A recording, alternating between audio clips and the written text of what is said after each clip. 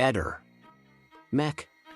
Pallister. Se possiedi il faldone, potrai verificare che Gabriella non ha mai riferito agli inquirenti nel corso della prima indagine della sua veloce discesa per via Damiano Chiesa e la lunga, stretta, diritta via San Cilino a breve distanza temporale da Lilli. Obiettivo, disse un tempo, la palestra di San Giovanni. Quel giorno, in effetti non c'erano corsi di palestra al mattino, forse un acqua gym alle 9. Silvia, che ritengo in buonissima fede ha aggiunto proprio sul tuo canale recentemente, che si stava recando nella palestra di Via Roma. Dubbio, il personal trainer della palestra di Via Roma in effetti, da parecchi anni, lavora in via Beccaria, ma pazienza. In tempo di Covid era obbligatoria la registrazione dei clienti, per motivi sanitari, se no, la palestra te la chiudevano in un amen, tantomeno, fornivano asciugamani alla clientela. Tra l'altro, quella palestra era anche piccina, in condominio, con spazi poco attrezzati. Torno al punto che mi interessa, sottolineato per la ennesima volta che non credo all'esistenza di assassini a piede libero. Semmai solo a persone un filino invadenti quando invece a Sita affermano di essere solo amici di coppia, e da brevi anni.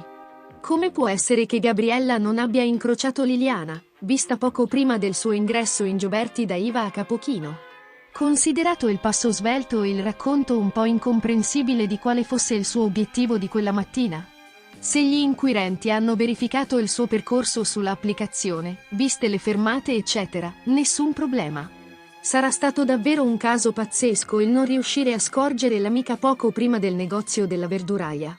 Magari quando uscirà il secondo faldone, ne sapremo di più. Evidentemente ancora circolano parecchi dubbi sul tragitto di Gabriella. Io ho tentato di chiarirli chiedendole di farmi avere il tracciato di quella mattina da ricostruire, però questo tragitto, fornito anche alla RAI, noi ancora non abbiamo potuto vederlo.